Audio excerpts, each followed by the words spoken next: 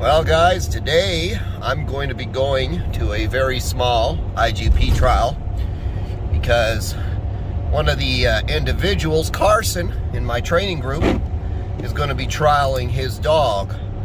And you know, all the people in my training group, it's a very small group and I like to keep it very small when I do the sports stuff because, you know, dog sport for me is a hobby, it's not a business. So only people who I have a relationship with and whose dogs I have a vested interest in are the ones that I train with in that group. And you know, I go support. So this is Carson's first trial. He's worked very hard with this dog, Vasco. And Vasco is one hell of a first sport dog for anybody. Of course, Carson isn't completely green to dealing with gangster dogs because he worked with me, you know, for a year. I think back in 2017 to 2018 or something like that. So, you know, and in his time with me, he learned a fair bit about some of the dogs out there and how to deal with the real ones, the ones that'll put you in the hospital, because he was put in the hospital actually by one of our dogs. So, suffice to say that he was no stranger to that type of dog, and I respected the fact that after, you know, he did get bit, he came back to work and he worked with me, you know, and continued to handle dogs without that excessive fear that some people develop after an incident like that. And that's what separates the men from the boys. Okay guys, so I cut the BH a little bit just so you guys don't get bored, because it's going to be a longer video. So I just put some parts in here that I think are interesting. So you can see here, this is pretty much how the dog looked all through the routine. Nice, active, comfortable heeling. Good focus on the handler. Not getting looky at all. He shows nice basic positions. Really good attention. You'll see here when he goes to take the leash off. So he's just finishing here the leashed portion of the BH. So the BH, you do all your heeling pattern on leash. Now you have to do it all off leash. And what you see with a lot of dogs when they go out there is one of two things. Either they go out there really flat and they stay flat, or they go out there active and then they get flat as the routine goes. And this is something that used to really bother me, because I would have the same problem with some of my trials as well with my dog, and it was always a question of, can I get him to stay with me? How do I get him to stay with me? And once you change the mentality in how you train, you end up with this, right, where the dog has been taught to be proactively active throughout the whole thing. He's not just working for a reward.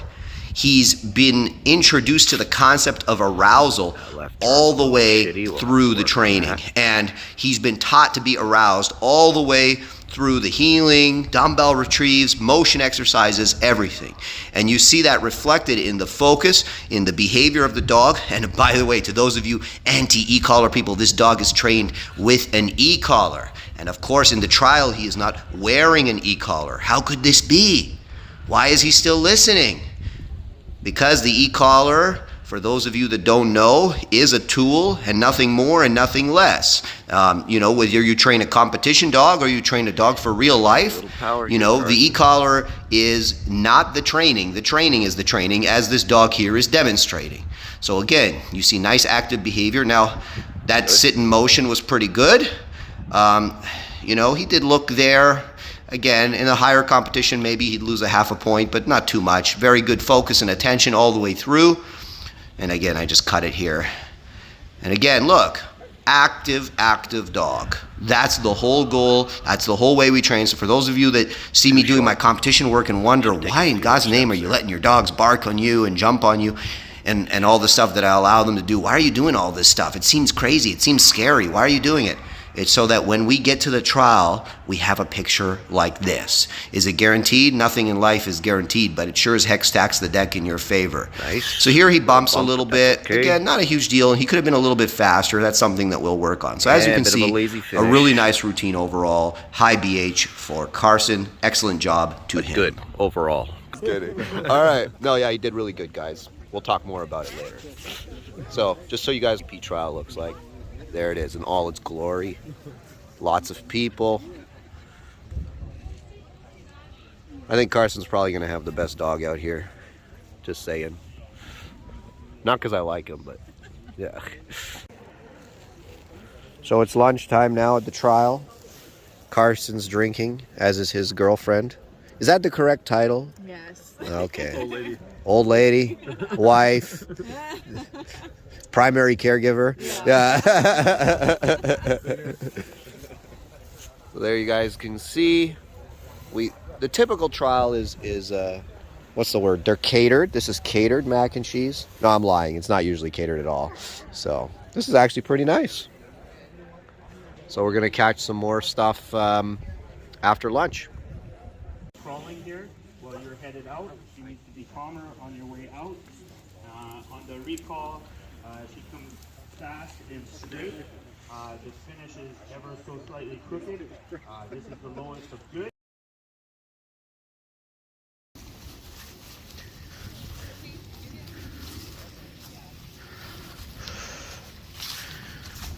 They just run these distractions past the dogs and see how they do.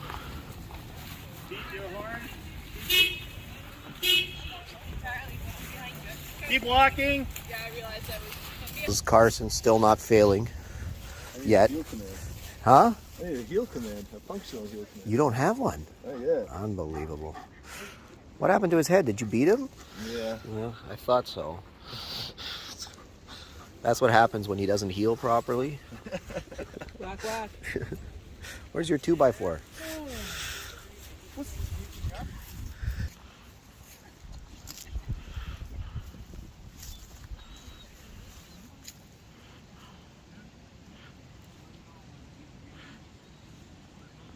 Nice. Oh, and just in time for the rain. Just in time for protection, yeah. Good. I think he did high VH. He does. As long as his dog didn't kill this dog here. You never know with Vasco. The field ready for protection. And we got Mr. High BH here. Hopefully. How does it feel, Carson? Like a superstar. Your first win, Yeah. so to speak. Pretty good. Yeah, it was good. It was good. Definitely. And there was a pretty good field. It was like 8 BHs. Yeah. And yours was the best. Yeah. Well, I got a good plaque, hopefully. yep, he's going to have a plaque. Hang up on my bedroom He's going to wall. be, yeah, oh, of course. Maybe I'll sleep with it today. Push your girlfriend's picture off the nightstand. That plaque goes there. Yeah. Yeah. Okay, there you go. Yeah. So that was success. It was a good success, I would say. It was good. Yeah. Yeah. How'd you feel? Good. Well, Yeah. Confident. see, that's the difference. When you train properly, you feel confident. When you haven't trained properly, you go out there and you go, I hope, Yeah. I pray, I think, Yeah. and then it all goes to shit. But when you train properly and you prepare properly, you go out there and it's just how you trained. Yeah. So, Yeah. well, I wish I had more of that when I was starting out. Yeah, for sure. No, there you go. All right, guys, we're going to do protection, and then we're going to be done here. Okay, guys, so good showing. You guys saw a little bit of the trial and what it was like. It was a nice little trial. Shout out to Oneida Working Dog Club. Nice people. Caddy and James are always, very nice and easy to deal with. And they had a very nice little trial there. And, Carson achieved high BH, so we're really happy with that. Now, I said I'd tell you a little more about Vasco. So Vasco, I had a friend of mine who sometimes sells me dogs call me up and say, look, I have this really nasty dog. He's been through a few handlers.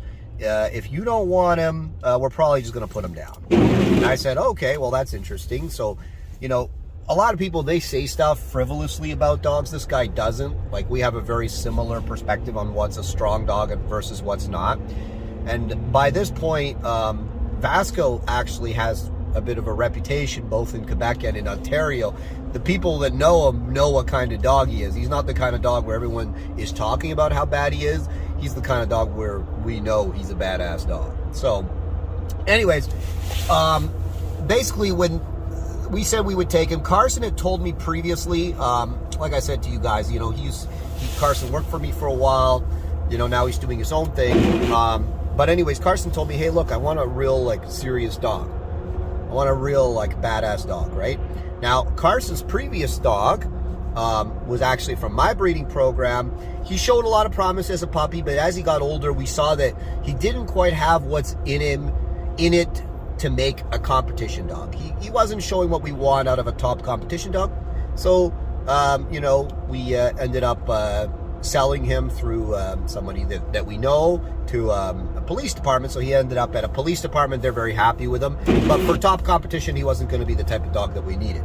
So anyways, along comes the opportunity to own Vasco. He was about 4 at the time, so it's a little bit older than we like to buy. I don't like buying dogs over anything over 3, because by then, I mean, usually it's like we're at a point almost of diminishing returns. But like I said, the dog had such a nice reputation that, you know, I was curious. So anyways, Carson said he wanted the dog. We brought the dog down, took a look at him, decided to take him, and he completely lived up to expectations. All of Vasco's bitten several handlers. All of his issues basically stem from redirected frustration and resource guarding. So he's a big resource guarder. You know, he'll resource guard anything. His ball, you know, his crate, food, whatever. And also, you know, when you put pressure on him, if he doesn't know what to do with that pressure, if you're not intelligently applying that pressure, he's going to come for you.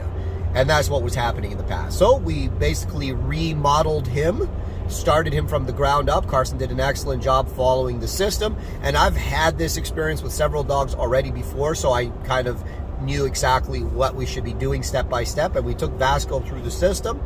And, you know, it's to the point now where, as you can see, the dog went and achieved his BH, showed excellent obedience. You know, when we got him, the obedience was kind of a little bit iffy. He had some good training and then some really bad training, and he definitely was far from finished. So Carson spent a year building a relationship with this dog, putting the work in to get that kind of obedience that you guys just saw in the video, and overall the dog did really well. So we didn't want a flat dog, we wanted an active, focused, intense dog, and we got that today. So that's a little bit about Vasco. Again, a job well done to Carson. So moving forward, as I mentioned earlier, the big push is I've got to get my BH. Joel's got to get his BH. Joel's another guy that trains with us. And Joel has one of my dogs. And yeah, I think that's the... We've got another guy, Paul, but Paul's in the U.S., so with the current situation, he's not able to get over to us as much as he used to. He used to be here every week, but he's not here every week anymore because of the whole COVID nonsense thing that's going on. So, but again, Paul does need to get his BH too, and I know he's working diligently as well. So, you know, our little training group, I like to keep the group small. I like it just with people that I like and whose dogs I like. And, you know, I like Carson, and I like Vasco a lot.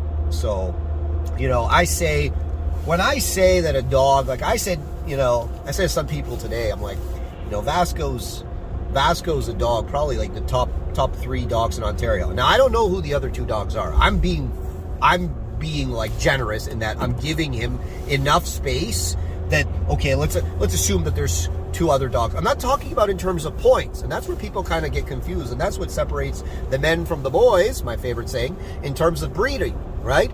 I'm saying in terms of the genetic traits that he possesses, the strength, the courage, the grips, the speed, the intensity of the drive, and the longevity of the drive, Vasco, I haven't seen a better dog right now in Ontario. And you know how I know? I would be breeding to that dog instead of driving my ass all the way to Quebec for a breeding. So Vasco is 100% what we're looking for in terms of breeding material. Now, we've got to check his hips, his elbows, and his back. If all that is good, then you know what? I think I'll do a litter with Vasco and see how it goes. And the reason I say that is because I recently purchased a Vasco son, again, from my friends in Quebec. And a very nice dog. He's not as good as Vasco, but most people can't handle as good as Vasco. The perfect kind of dog to sell to either a police department or as a protection dog. Very nice balance, and that's what I want, really, in the vast majority of the dogs. I don't want to produce an entire litter of Vascos, nor is it reasonable to expect that I would. I want nice, middle-of-the-road dogs. They've got the drive, they've got the courage, but maybe they don't have such extreme traits that it makes them difficult to live with. Now, if you breed Vasco, is it likely that you might get some of those traits? Abso-freaking-lutely. But you know what? Those are the dogs we'll keep then. So, Anyways, excited to see where the future brings us. I hope you guys enjoyed this little video. Don't forget to like, subscribe, comment below, and join us online for a multitude of online training opportunities that we provide via our online courses. You do not have to be in this country or even in this province to train with us. You can train with us from all around the world and start to learn how to get to the place where you see Carson and Vasco.